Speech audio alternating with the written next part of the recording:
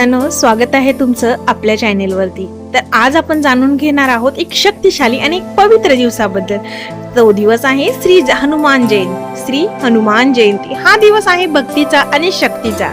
हा दिवस आहे भक्तीचा आणि शक्तीचा, संकटावर विजय मिळवण्याचा। आज व्हिडिओ आपण जाणून घेणार आहोत। आज व्हिडिओमध्ये आपण जाणून घेणार आहोत श्री हनुमान जयंतीचे महत्त्व, श्री हनुमान जन्माची अद्भुत कथा आणि घरी करता येणारे सोपे सोपे उपाय आणि एक गुप्त मंत्र जो जीवन बदलू शकतो। तर हा व्हिडिओ शेवटपर्यंत नक्की बघा मित्रांनो। आता जाणून घेऊया हनुमानांचा जन्म कसा झाला। हनुमानांचा जन्म कसा झाला त्याची कथा। त्रेतायुगात माता अंजनी आणि केशरी यांना एक दिव्य पुत्र झाला। देवतांनी वायुदेवाच्या कृपेने त्या बालकाला अद्भुत शक्ती दिली। तो बालक म्हणजे आपले श्री हनुमान। लहानपणी हनुमानजींना सूर्यफळ वाटला। लहानपणी हनुमानजींना सूर्यदेव आपला फळ वाटला आणि ते सूर्यदेवाला गिळाले, आकाशात उडाले। त्यांची शक्ती पाहून देव सुद्धा आश्चर्यचकित झाले। त्यांची शक्ती पाहून देव सुद्धा आश्चर्यचकित झाले। इंद्रदेवाने व्रजप्रहार केला। इंद्रदेवाने व्रजप्रहार केला, पण वायुदेव रागावले आणि संपूर्ण विश्वात वारा थांबला। वायुदेव रागावले आणि संपूर्ण विश्वामध्ये वारा थांबला। तेव्हा सर्व देवांनी हनुमानजींना आशीर्वाद दिले आणि अमरत्व दिले आणि त्यांना अमरत्व दिले, अपार शक्ती दिली। संकटातून भक्तांचे रक्षण करण्यासाठी त्यांच्याकडे अपार शक्ती दिली। म्हणूनच त्यांना म्हणतात संकटमोचन हनुमान। म्हणूनच त्यांना म्हणतात संकटमोचन हनुमान। आता जाणून घेऊया दुसरा पाठ। हनुमान जयंती साजरी का करतात? या दिवशी हनुमानजींना पृथ्वीवरती प्रकट झाले होते। या दिवशी हनुमानजींना पृथ्वीवरती प्रकट झाले होते।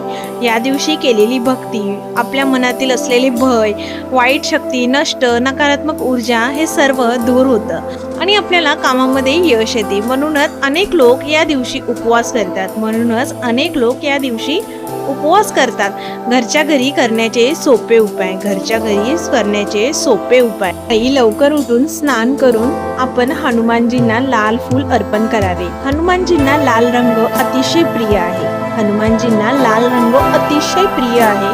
तिच्या दिवशी दुसरा करणारा उपाय, हनुमान चालीसा 11 वेळेस म्हणा आणि मन शांत होतं। तुमच्या घरात सकारात्मक ऊर्जा वाढते। तिसरा उपाय, चमेली तेलाचा दिवा लावा। हा विशेष उपाय आहे, तो शक्तिशाली मानला जातो।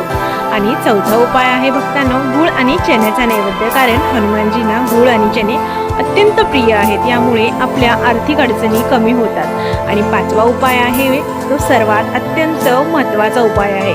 त्याला मी तुम्हाला एक गुप्त मंत्र देत आहे। तो मंत्र तुम्ही 108 वेळेस म्हणा। ओम हनुमते नमः, ओम हनुमते नमः। हा मंत्र संकट दूर करण्यासाठी अत्यंत प्रभावी मानला जातो। आता जाणून घेऊया विशेष भक्ती रहस्य। असं म्हणतात, ज्या घरामध्ये दर मंगळवारी हनुमानजीचं नाव घेतलं जातं त्या घरामध्ये कधीच नकारात्मक शक्ती राहतच नाही। फक्त श्रद्धा आणि विश्वास आवश्यक आहे भक्तांनो।